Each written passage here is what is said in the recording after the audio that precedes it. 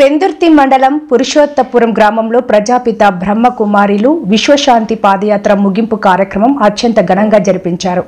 ఈ పాదయాత్ర విశాఖ నగరం MPP colony Brahma Kumaris ఆధ్వర్యంలో విశాఖ నగరం నుంచి పురుషోత్తపురం గ్రామం వరకు పాదయాత్ర నిర్వహించారు. ఈ సందర్భంగా బ్రహ్మకుమారిస్ ఈ సమాజం చేసిన సేవలు వివరించారు. కార్యక్రమంలో పి జ్యోతి, పివిఆర్ మూర్తి, పి సత్యనారాయణ, డాక్టర్ రవికుమార్, పురుషోత్తపురం గ్రామం రాజయోగి బ్రహ్మకుమారిస్ ప్రతినిధులు బీకే దేవకి, దేవి, శ్రీలక్ష్మి పాల్గొన్నారు. శివరాత్రి శివ జయంతి యొక్క శుభాకాంక్షలు. ఈ సంస్థ యొక్క పేరు ప్రజాపిత బ్రహ్మకుమారిస్ ఈశ్వరీయ విశ్వవిద్యాలయం. 1937లో దీని యొక్క స్థాపన జరిగింది.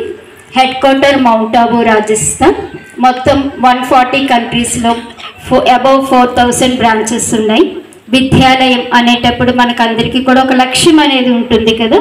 అలాగే స్వయం నిరాకారుడైన జ్యోతి స్వరూపుడైన పరమాత్ముడు ప్రజాపిత బ్రహ్మ ద్వారా ఈ విద్యాలయం స్థాపించి సహజ రాజయోగ మెడిటేషన్ మరి ఈశ్వరీయ జ్ఞానం అనేది అన్ని వర్గాలకు, టెన్షన్ ఫ్రీ లైఫ్ ఇలాంటి కార్యక్రమాలు ఉచితంగా కాలేజెస్లో అలాగే స్కూల్స్ పిల్లలకు కూడా అందరికీ మేము తమ యొక్క సేవలు అనేది అందిస్తున్నాము.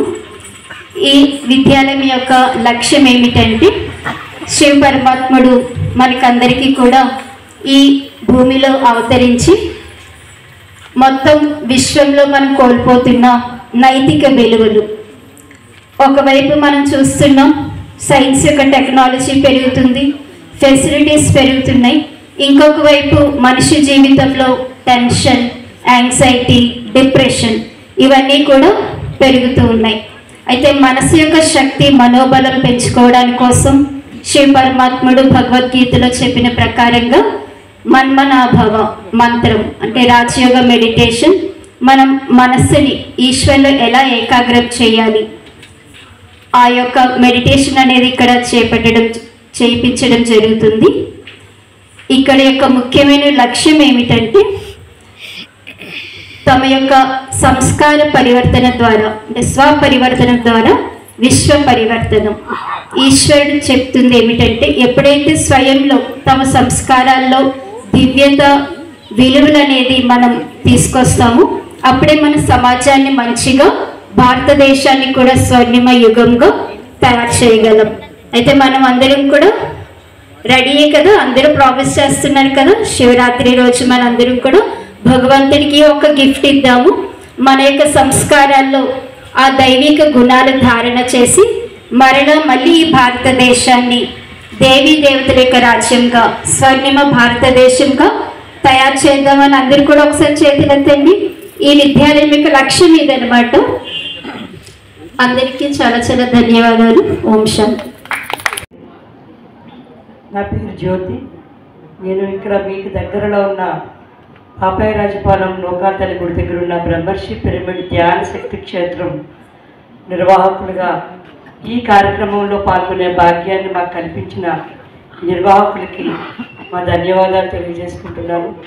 మరి ఒక విశ్వశాంతి కోసం ఇంత గొప్ప శోభాయాత్రని ప్రవేశపెట్టి అది మొత్తం సెంట్రల్ పార్క్ విశాఖపట్నం నుంచి ప్రారంభమై పెందుర్తి జంక్షన్ వరకు 25 కిలోమీటర్స్ ఈ శాంతి యాత్ర అనేది జరిగింది. ఒక్కసారి గట్టిగా చేతులు పైకెత్తి కరతాళ ధ్వనుల్ని అందిద్దామండి. ఎందుకంటే గొప్ప గొప్ప కార్యక్రమాలు అనేవి అంత సులువుగా జరగవండి. ఎందుకంటే ఏ బాంబుల వలన లేకపోతే దేని వలన భస్మీపట్నం కాకుండా ఉంది అంటే వీరందరూ చేసినటువంటి ఫలితమే ఈ బ్రహ్మకుమారి. వీరు చేసిన ఈ త్యాగ ఫలితం, వీళ్ళమ్మ ఈ తపస్సులు చేసినటువంటి వారి తపస్సుల ఫలితం, ఈ ఆధ్యాత్మిక ప్రపంచంలో జీవిస్తున్న వాళ్ళు చేస్తున్నటువంటి ఈ భక్తి మార్గం, వీటన్నిటి వలన కూడా ఇది సాధ్యమవుతుందని ప్రత్యేకించి మనం నమ్ముతున్నాం. మనకున్న సభను అలంకరించిన పెద్దలకు, సభకు వచ్చిన పెద్దలకు నా నమస్కారం. నా పేరు ఎం సత్యనారాయణ. మెరైన్ సర్వర్గా చేశాను. ప్రస్తుతం నేను 405 ఫ్లాట్ కలిగిన కంఫర్ట్ హోమ్ సెక్రటరీగా ఉన్నాను.